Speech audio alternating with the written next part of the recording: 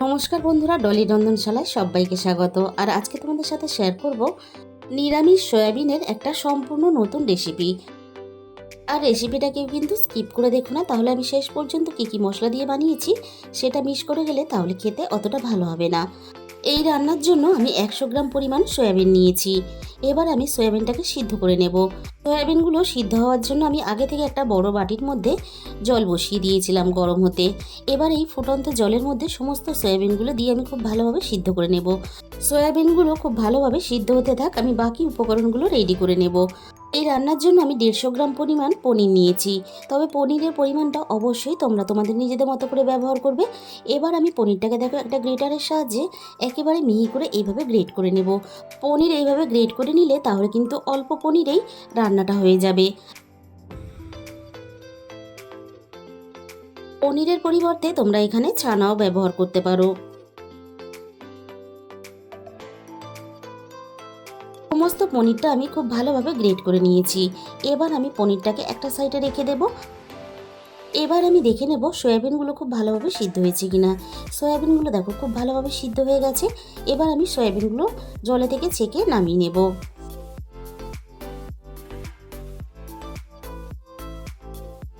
সয়াবিনগুলো আমি একটা বড় বাটির মধ্যে তুলে নিয়েছিলাম। সয়াবিনের মধ্যে আমি বেশ কিছুটা ঠান্ডা জল দিয়ে দিয়েছিলাম। সয়াবিনটা একটু চটকে এইভাবে ধুয়ে নিয়ে আমি একটা ছোট দেখো মিক্সির জার নিয়ে নিয়েছি। এবার আমি মিক্সির জারের মধ্যে অল্প অল্প করে জল ঝরিয়ে আমি সয়াবিনগুলোকে দিয়ে দেব। এভাবে অল্প অল্প করে সয়াবিন আমি মিক্সির জারের মধ্যে দিয়ে সয়াবিনগুলো খুব ভালোভাবে পেস্ট করে রেডি করে নেব। সমস্ত সয়াবিনগুলো আমি পেস্ট করে নিয়ে ওই একই বাটির মধ্যে নিয়ে নিয়েছি।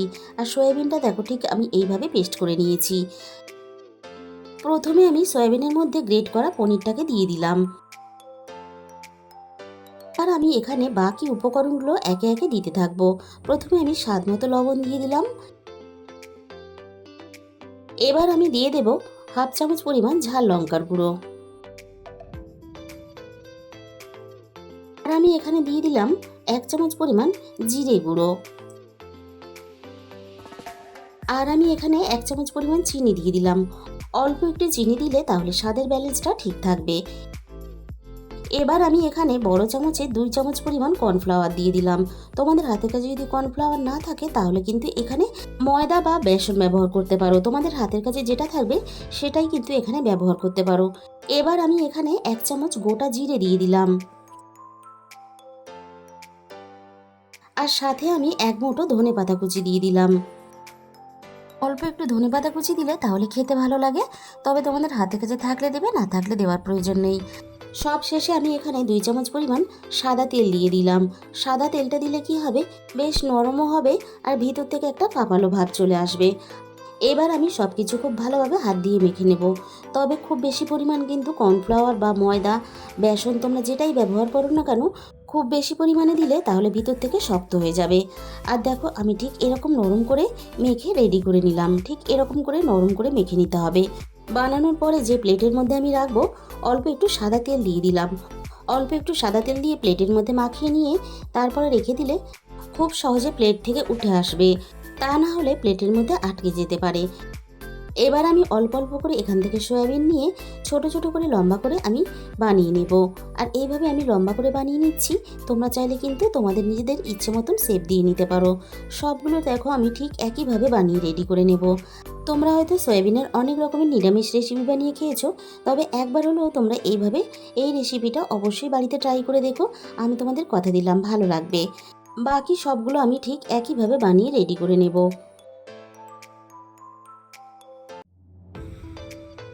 যে কোনো নিরামিষ দিনে কিন্তু খুব সহজেই তোমরা এই রেসিপিটা বানিয়ে নিতে পারো। আর এই রেসিপিটা দিয়ে সাদা ভাত, ফ্রাইড রাইস, লুচি, পরোটা বা পোলাও সব কিছুই কিন্তু তোমরা খেতে পারবে। সবগুলো দেখো আমি একইভাবে ঠিক রেডি করে নিয়েছি।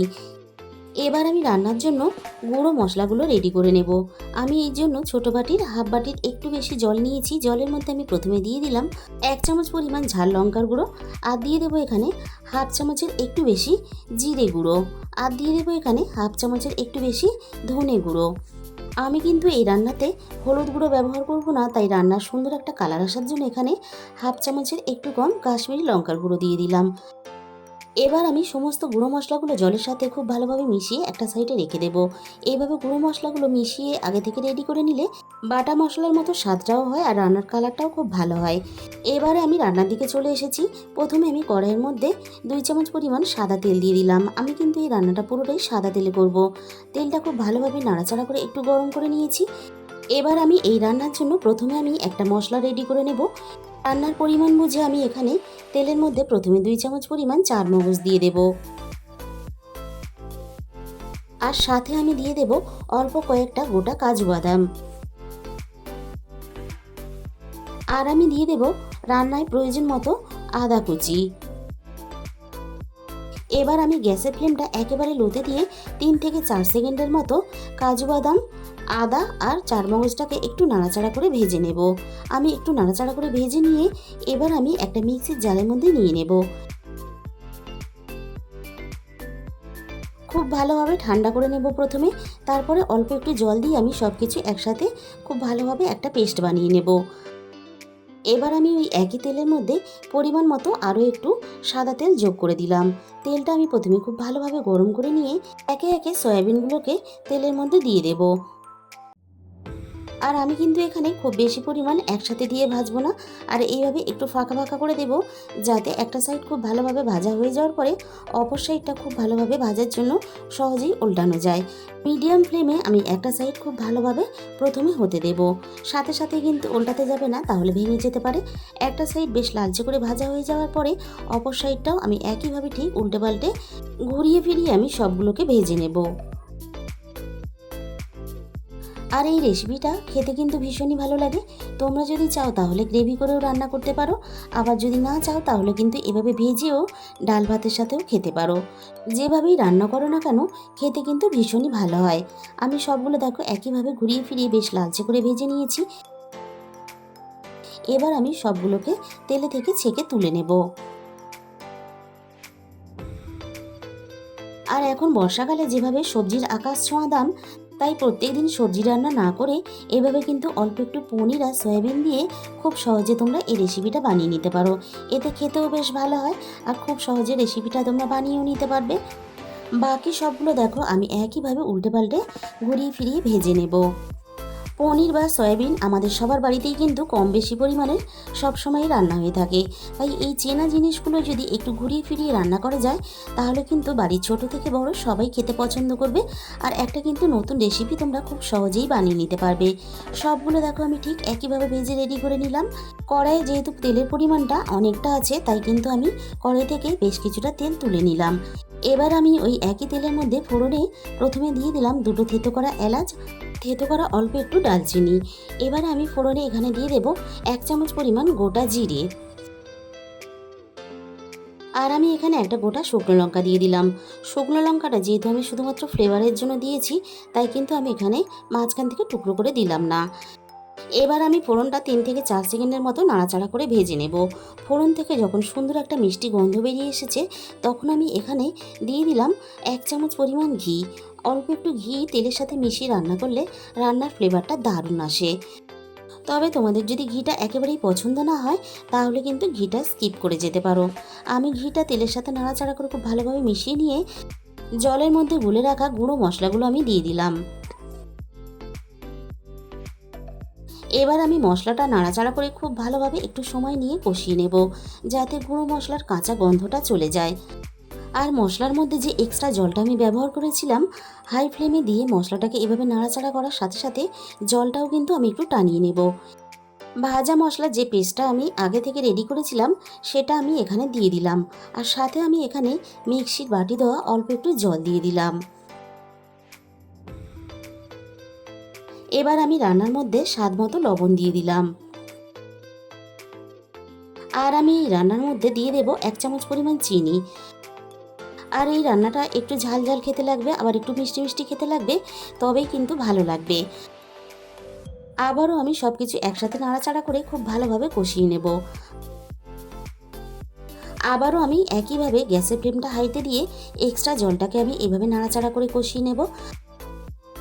আর এইভাবে নাড়াচাড়া করে গ্রেভিটা একটু গাঢ় করে নেব। এবারে আমি এখানে হাফ বাটির একটু কম উষ্ণ গরম জল নিয়ে নিয়েছি। আর 5 টাকা দামের যে গুঁড়ো দুধের প্যাকেটগুলো আছে, 1 প্যাকেট পরিমাণ গুঁড়ো দুধ আমি দিয়ে দিলাম। আমার হাতের কাছে যেহেতু লিকুইড দুধ নেই, তাই কিন্তু আমি এখানে গুঁড়ো দুধের ব্যবহার করলাম। তোমাদের হাতের কাছে যেটা থাকবে সেটাই কিন্তু রান্নাতে ব্যবহার করতে পারো। আবারও আমি সব কিছু একসাথে মিনিট 5 মতো নাড়াচাড়া করে খুব ভালোভাবে কষিয়ে নেব। এবার আমি এখানে 2 গ্লাস পরিমাণ জল দিয়ে দেব। সয়াবিনের কোপ্তার পরিমাণ বুঝে কিন্তু এখানে রান্নাতে জল ব্যবহার করতে হবে। ঝোলের মধ্যে সয়াবিনের কোপ্তাগুলো দেওয়ার পরে অনেকটাই কিন্তু ঝোল টেনে নেবে। আমি এখানে আমার সয়াবিনের কোপ্তার পরিমাণ বুঝে জল ব্যবহার করলাম। তোমরা যতটা পরিমাণ রান্না করবে সেই হিসাব করে এখানে জলটা দিয়ে দেবে। সব কিছু আমি দেখো খুব ভালোভাবে একসাথে নাড়াচাড়া করে মিশিয়ে দিলাম। এবার আমি ঝোলটা ফুটে ওঠার জন্য এখানে মিনিট 5 জন্য ঢাকা দিয়ে দিলাম। মিনিট 5 পরে আমি কড়াই থেকে ঢাকাটাকে সরিয়ে নিলাম। ঝোলটা দেখো খুব ভালোভাবে কিন্তু আমি ফুটিয়ে রেডি করে নিয়েছি। আর এই সময় রান্নার লবণটা আমি একটু চেক করে নিয়েছিলাম। লবণের পরিমাণটা একটু কম মনে হয়েছে, তাই আমি এখানে আরও হাফ চামচ পরিমাণ লবণ দিয়ে দিলাম। এবার আমি একে একে দেখো কোপ্তাগুলোকে ঝোলের মধ্যে দিয়ে দেব।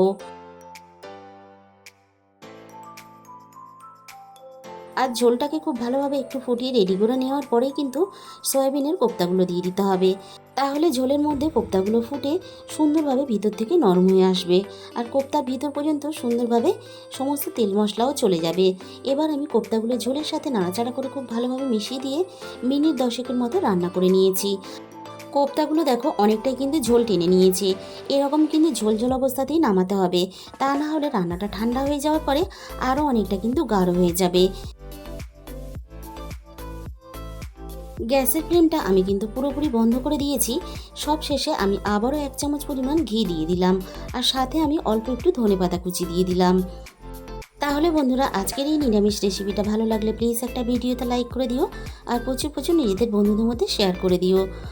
আর চ্যানেলের যে সমস্ত নতুন বন্ধুরা এখনও পর্যন্ত আমার চ্যানেলটাকে সাবস্ক্রাইব করনি, এরকম নতুন নতুন অনেক রেসিপি পেতে অবশ্যই আমার চ্যানেলটাকে সাবস্ক্রাইব করে পাশে থাকা বেল আইকনটা অল করে দিও। তাহলে আমি যখনই কোনো নতুন রেসিপি আপলোড করব সবার আগে তোমার কাছে পৌঁছে যাবে। আর তোমাদের মূল্যবান সময় দিয়ে আমার এই রেসিপিটা শেষ পর্যন্ত দেখার জন্য তোমাদের সবাইকে অসংখ্য ধন্যবাদ। আজকে তাহলে এই পর্যন্ত।